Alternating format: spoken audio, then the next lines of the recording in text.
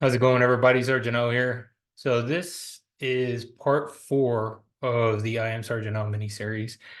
So in a couple of things, this weekend, May 18th, I just had the privilege of celebrating my 37th birthday, which was technically yesterday, May 17th. And I am 37 years old. So yeah, goes by quick. And it's definitely been an interesting ride, a very awesome and sometimes chaotic ride. And I've loved every minute of it, even through the tough times. There's a lot of things that I've learned, and I can't wait to see what next year has in store for me and the rest of my life, whatever that may look like. So, thanks again for coming back. If you're joining me for the first time and this is the first video, check out the other three that I have up so far. And basically, what I talk about in these videos are my life when I decided to join the Air Force and kind of my train of thought, why I wanted to, and then a little bit of the experiences that I had at each step of the way. Um, I don't go into much detail, but if you want to learn more about whatever those things are, or if even you guys were stationed with me, if some of you that were stationed with me at those various locations that I talk about, comment down below if y'all remember a fond memory with me, or something that I might have, missed out on. But yeah, so again, part 4 of the I Am Sergeant No, and let's get to it. So in this one, I'm going to be talking about the last one. I went over my time, my first duty station, which was when I was stationed in Minot, North Dakota. I was there for 2 years and some change. I ended up leaving right at the end of like the tail end of 2008. I shipped out to Incirlik, Turkey, where it was my first time overseas, actually. So, and I was only about 19 years old when I left. So, I ended up shipping out fall of 2008, got to Incirlik, Turkey. Mind you, at the tail end, I also had gotten into some trouble, which I believe I briefly touched on in mine. I ended up getting an Article 15, which those who are veterans or even military members, you guys know what an Article 15, and those could go either way. In some cases, and you could fight them. In regards to not fight back against them, is just you have an opportunity to go through like the judicial process in the military and say, hey, look, I know I'm getting in trouble, but here is why you're trying to get it either dismissed or reduced in sentence, if you will. All right. And in some cases, Article 15s can be career enders, depending on the severity of whatever that thing was that got you in trouble. And there's various other articles too that apply depending on whatever situation. So in my case, it was an Article 15. And so yeah. So I ended up getting to Turkey fall of 2008. Ended up arriving there and met my leadership right off the bat. They actually all came out, picked us up from the airport, which was on the installation. And yeah, they were pretty welcoming. Of course, the leadership already was aware of my situation at Minot, and I got to meet them, and they kind of talked about it briefly in regards to, look, you messed up. You have been working at, fixing yourself and kind of getting back on the straightaway. And so you have a fresh opportunity here, right? And essentially don't lean into just giving up and start getting into more trouble. So whatever it was back there, they didn't ask the questions. They didn't care. They were like, have a fresh start here. Just, show us what you got, essentially. So that was pretty cool. I ended up getting assigned to mid shift there in the evening flights. So that was later in the night. And our mission there was protecting assets, just like most bases. And I don't know how much detail I could talk about it in regards to what the mission is. So just we protected various assets there. And those and some of this might be public. I'm not trying to be like, oh, I'm like trying to make the job sound cooler because I'm trying to be all mysterious or whatnot. It's just not 100% sure what all I can actually say in regards to that particular mission. So I don't want to overstep. And if those that are watching, if you know of what's already public out there, feel free to comment down below, mention it, or even, share articles if you want. But yeah, so the first couple of weeks, it was just more of in processing, and I got to meet a couple individuals there. And they gave me the rundown what was on base, where we can and cannot go, because there were some hot areas in that zone where just because of illegal activities or even in some cases like local gangs or even like mafia style individuals, we couldn't go into those areas because it was relatively dangerous, if you will. So first weekend, actually, I remember ended up going out to a castle, and they're practically like everywhere in that area. Like you could throw a stone in any direction and you could hit some castles. So we ended up going to the castles, and I'll see if I could find all those old pictures. They're in an old drive, and I'll post them up on my social media pages so you guys could take a look at those as well. And those that have gone to Israel, like what are some of your fondest memories while you were there? What are some areas that you wish you had gone to, or some areas that you did get to go to, and what was the best part of it?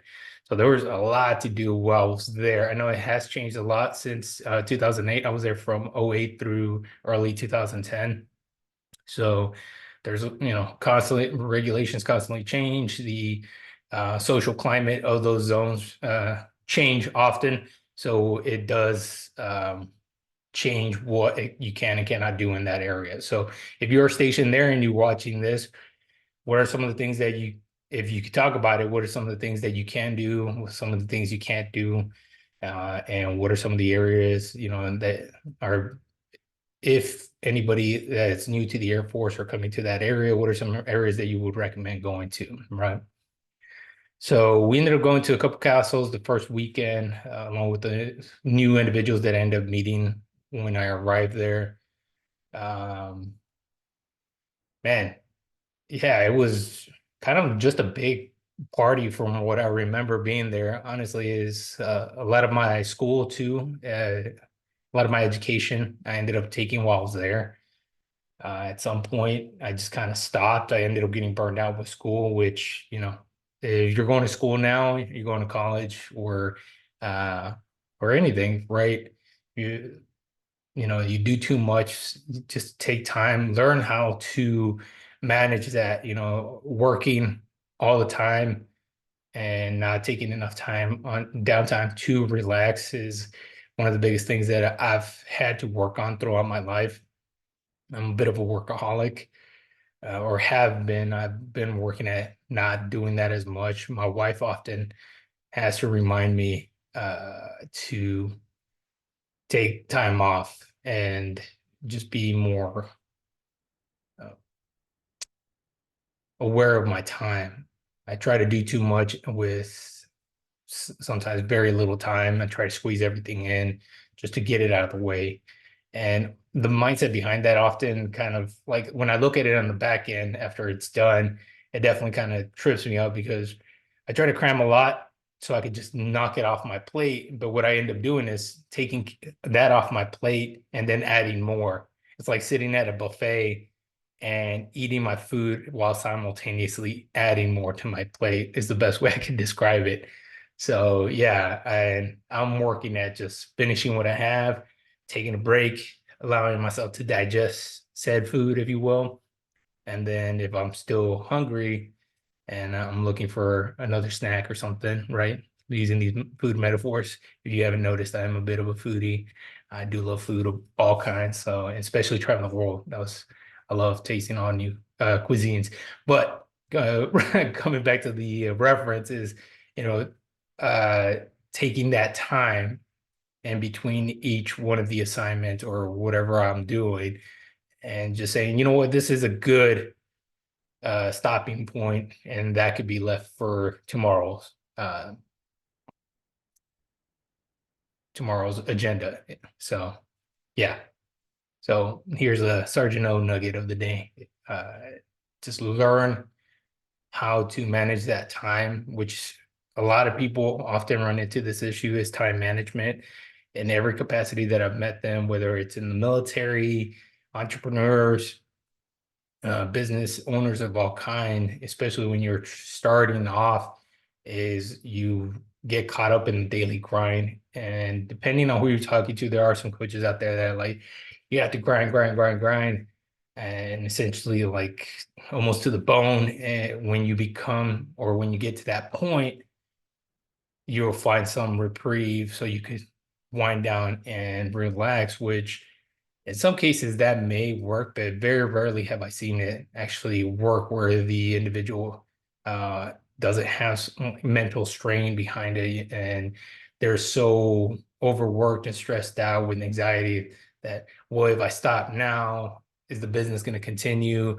If I stop now, will I be able to receive set achievement or promotion or whatever it is that they're chasing? And oftentimes, once they get the goal, they're already shooting for the next goal. And that's all well and good. If that is what you're seeking for, go for it. I'm not telling you not to. But in my 37 years, I've learned for myself, I can only speak for myself, that, and from what I've seen, that oftentimes it's not, you got to slow down. You got to let yourself come down from that constant, dopamine hit of grinding out, and it's very uh stressful at times. So take that it however you want. And if you have questions on techniques or anything like that, I can give you some on how I approach. And again, I'm always constantly improving. I am not perfect, and I do have occasionally either have coworkers, mostly my spouse too, that has to remind me, hey, slow down. You don't have to knock this out all today. It can be put off for tomorrow. And that's often the best approach. It definitely helps out with not feeling that anxiety and stressor constantly, right? Because stressor is killer, man. So, all right. So back to Incirlik. Uh, it was like I mentioned, it was mostly just job, working at school, and it was just one giant vacation from what I remember.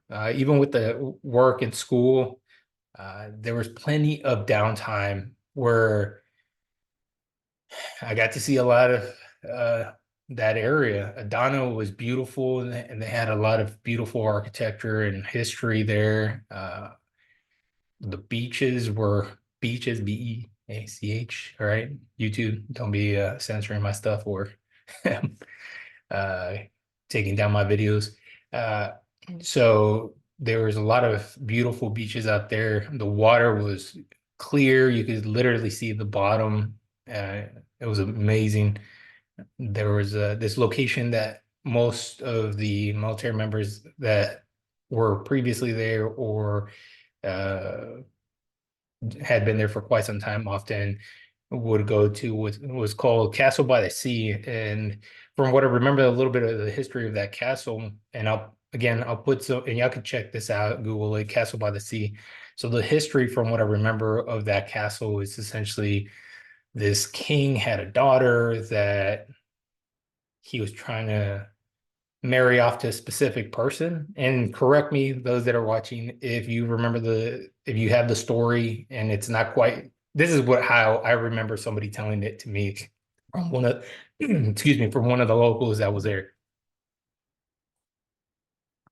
Excuse me.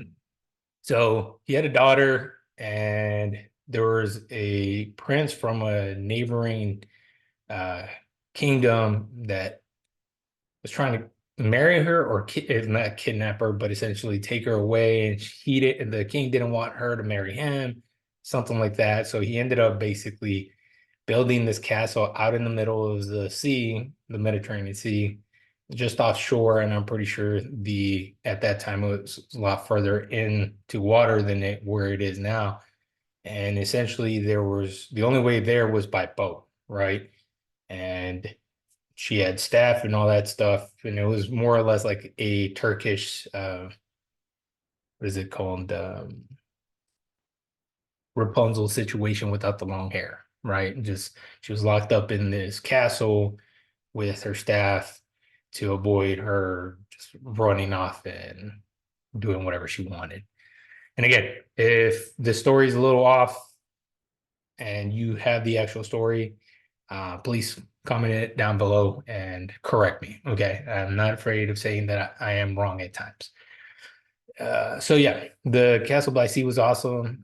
There was this one place, I believe it was called like Angels. It was a little hotel place run by an American man who was a veteran who ended up retiring there in Turkey, married a local, and he loved it there so much that he understood. I do not recall his name. And if you happen to watch this and you still live there, comment down below, bud. His hotel was awesome. He was very welcoming, very embracing. His wife was awesome. They would hook it up in the mornings with awesome spread, and he would give you the rundown of the local area, where to go, where not to go. When it came to merchants too, who were the best ones to haggle, and they love haggling. I don't know what the situation is with that, but they love to haggle prices. So if you go down there, yeah, definitely never pay full price, right? So uh, there was Antalya. Antalya was another awesome place. A lot of awesome scenic routes, super dangerous. We ended up renting because we don't take vehicles there. So that's one thing of Incirlik is that you can bring a vehicle or buy a vehicle locally. And then there's a process on how to get your local driver's license and all that stuff because it has to go through I don't know if it goes through the embassy, but it has to get approved, make sure that you meet the local requirements, and then you get this specific driver's license or piece of paper that says you are legally allowed to drive there. And it goes with some training too. So yeah, so often we just rented vehicles, and there was actually a shop there that rented out exotic vehicles. So if you and your buddies wanted to drive an exotic vehicle, Lambo or something like that, you could, combine some funds together and then rent it out for the weekend and just go out and drive around. But yeah, we would often just get the hoopty little 4-cylinder, a little 4-door sedan that barely fits 4 people comfortably, especially big guys. So we ended up going out to Antalya area where, again, the scenic route, a lot of serpentine style roads that lead up to that mountainous area. And you're like going through these turns that are literally like coming right back at 180 degrees.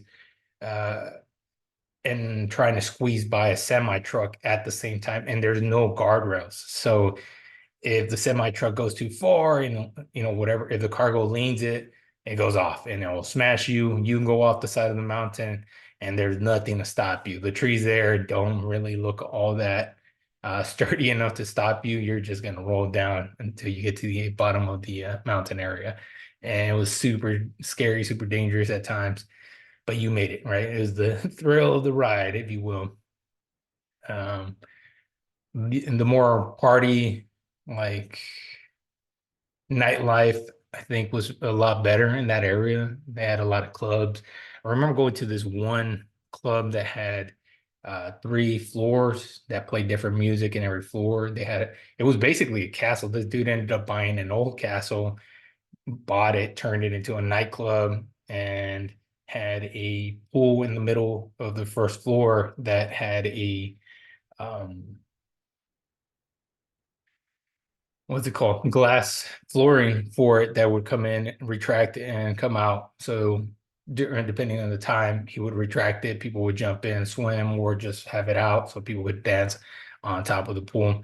So excuse me. And for those that are outside of the Air Force because I know I'm gonna have other brothers from various branches. They're gonna be saying whatever they're gonna be saying about the Air Force that they could vouch for it. Oftentimes, Air Force has some of the better locations, and they are pretty fun. Style of life is a little better, but I do love more Army, Marines, Navy, and National Guard brothers. Everybody has their uh, position in the mission that we are doing, and we all support each other, even though we always want to talk uh, mess about one another. So I love you guys, no matter what y'all say.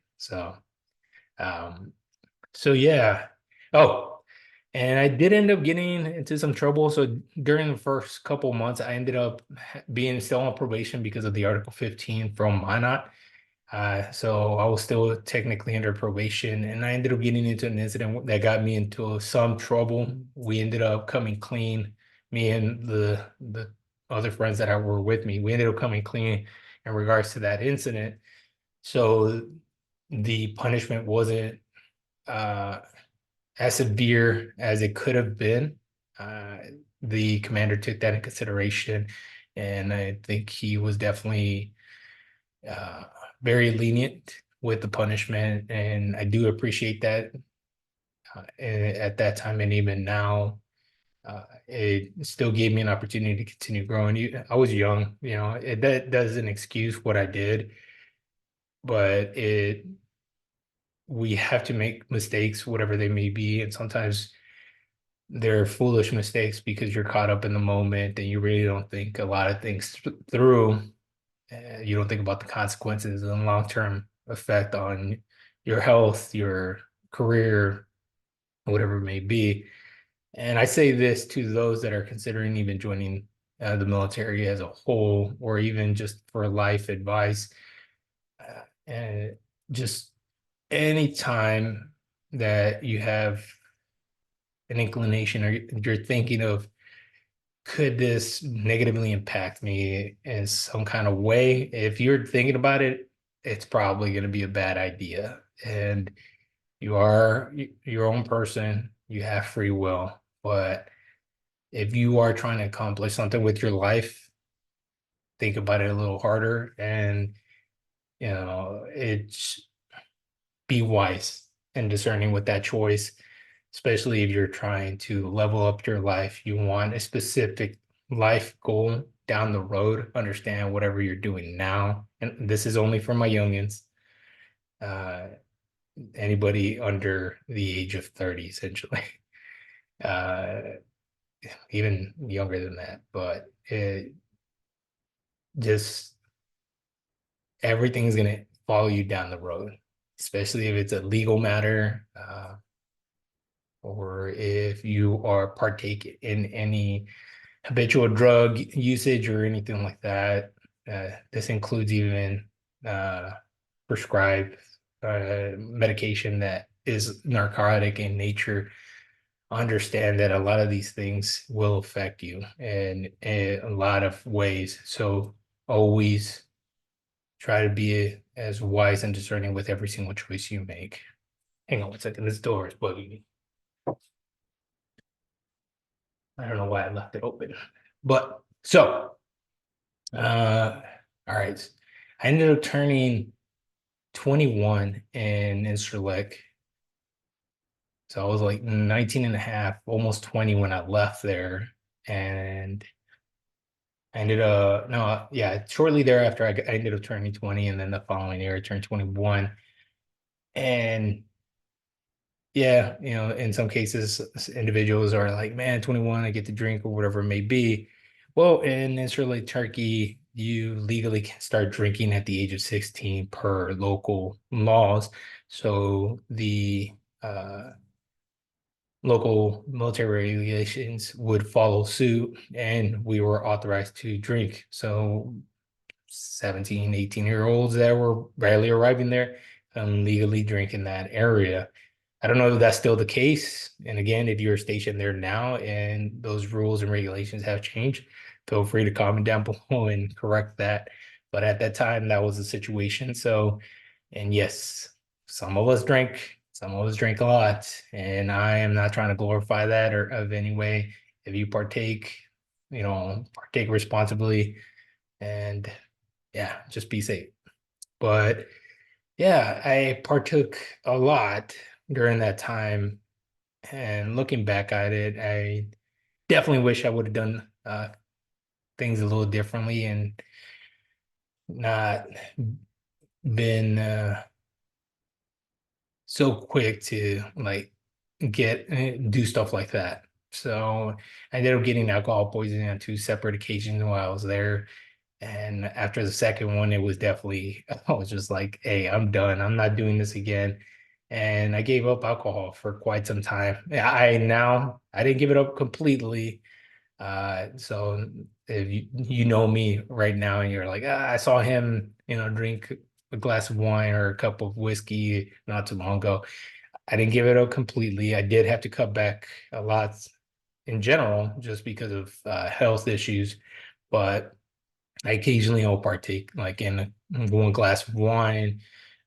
Whiskey is my favorite liquor, but I haven't had it in several months now, actually. Uh, Again, health issues and stuff like that have uh, played a role in cutting back on that. And that, again, uh, decisions, right? I partook in something, consequence, health issues down the road. So again, do things responsibly. Think of the long term of whatever it is that you are, whatever activities that you're partaking in. So yeah, instantly, like I said, it was just partying and work and all the camaraderie and the people that I was stationed there, my leadership from my immediate leadership, the flight chief, flight commander, my entire team, everybody was like very tight knit. We were like a family, constantly just together. We get off of work, we go hang out, bowling, uh, partying, going to the beach, whatever it may be, or even just dorm parties, right? Dormitories, we just have cookouts and just hang out, just old school shindig, just hanging out. And it definitely helped that camaraderie and that trust factor within the flight a lot. So that situation was more cohesive when we went out to work. Some of the craziest stuff in works related that happened, we did have an incident where somebody ended up breaking into the base. I don't remember where the guy was from, but he was a local national from there. And that was a big situation, which once we ended up getting them into custody and we turned them over to the Turkish military, which we've heard stories, right? Hey man, Turkish military operate in different capacities. So we released them. We didn't hear anything back in regards to what they did to him or if he was released or whatever, but most likely he did face some jail time after that, if any, if you know what I mean. So uh yeah, so that was Incirlik. And my time there definitely helped me as a young man and then becoming a man, you know, a lot of the experiences there, which good or bad, help me a lot in regards to where I am mindset wise and how I operate. A lot of the interactions with individuals that I had there, I had some bad leadership there too, not immediate, with some interim leadership and interim just being like temporary. If I'm using, my $10 words, and there were some issues there where we got into it and it resulted in almost a fistcuff, if you will, situation.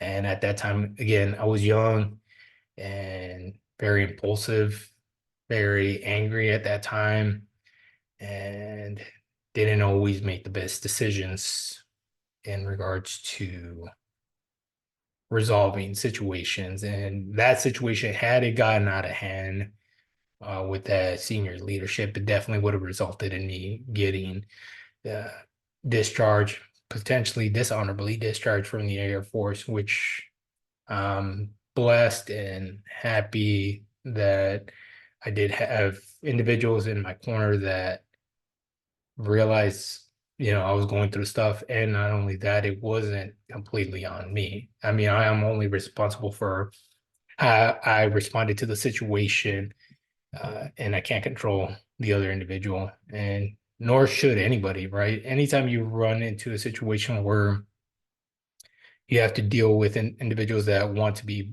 belligerent and irate in any capacity, meaning they're just trying to start a fight because they feel they need to prove something. Understand that you, as the individual, don't have to prove anything to them, right? And the more you sit there and dwell on, I need to defend myself, you just acknowledge that you are being reactive to a situation and you're being triggered by that individual, and you don't have to partake in that situation at all. You could just say, hey man, you're wrong. Whatever you think, let them think it. You can't convince those individuals. Just let them run with whatever thought process they have. And you sitting there defending it and trying to argue with them is exactly what they want, or it's a result of their own insecurities or their own issues that they're dealing with, and they're projecting it onto you, and you, by reacting back, or feeding that dynamic, which results in everybody losing essentially. So recognizing that and just stepping away, you don't have to prove anything to anybody. uh, for my young men, fights are not always a way to uh, prove your manhood, and there's going to be individuals out there that are going to say otherwise. Again, this is my opinion. I've walked away from a lot of fights. I've attempted to walk away from many fights, and in some cases it resulted that the fight still happened, right? Because the individual, that at the end, that's what they wanted to happen, and they put me in a position where I couldn't just walk away from it anymore, so I had to defend myself. And I didn't win every single fight, right? I lost some fights and I've won some fights, but even winning that fight, I still ended up losing because it compromised me as from where I stood of not wanting to have a fight in the first place. So it wasn't something that I took pleasure in uh, wanting to happen, right? I often try to avoid fights, even though I do love combative sports. I don't do combative sports for the purpose of going out and trying to fight somebody. It's just, mastering yourself, mastering techniques, new tools, or whatever it may be.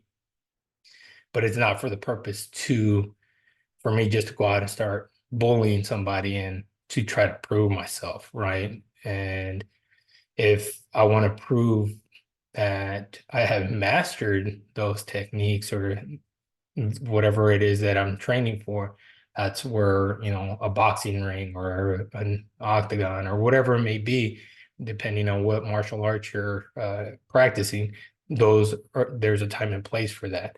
Out in the streets, it's a lose-lose for everybody. So that's my opinion. If you agree or disagree, that's your thing, right?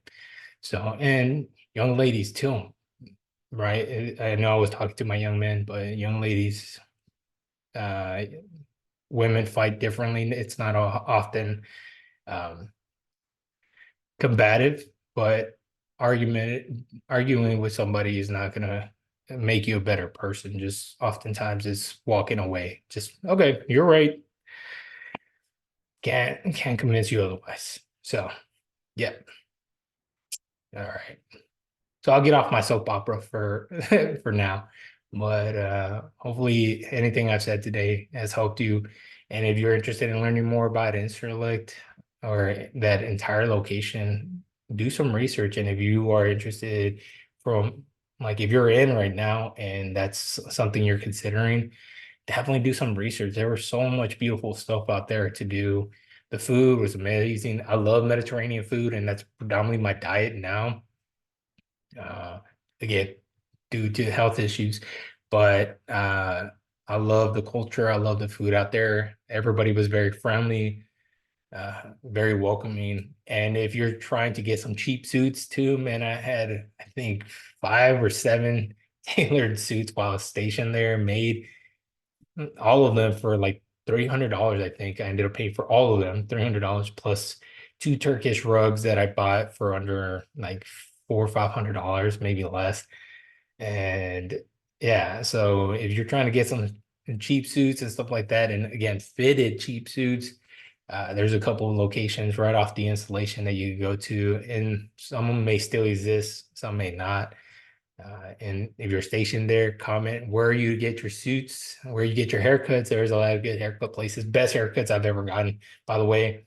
That was the first time I was introduced to the flaming Q-tip. And those that know, there's they wrap essentially on a little wire, a little cotton ball, swab it in alcohol, and then light it on fire after they're done with your cut. And then they essentially take the fireball and like singe off any extra hairs that you might have on your face or whatever it may be. And they don't warn you. You're sitting there and all of a sudden there's this giant flame next to your head. And like, it's okay, Abby, it's okay. And then they're just start tapping it against your face and burning, singeing off those little micro hairs that you have. And yeah, and then the massages that come with it give you a nice neck and back massage, and they start just beating your head with this situation, this knocking your head, and you're essentially have brain damage after that. So then my eye wanders. That's probably why they were just knocking my head in. But in all seriousness, the best haircuts, very friendly and clean. You get out there and just after a fresh cut, you just feel way better. So yeah, that was Incirlik, man. So thank you for sticking it out this long in the video. And if you have any questions, feel free to comment or shoot me a direct message in any of my other social platforms. And those that were stationed with me or are stationed there now, if you're watching this, tell me something about the area, fondest memory, whatever it may be. And yeah, so thank you for being here, and I'll see you on the next one. Take care.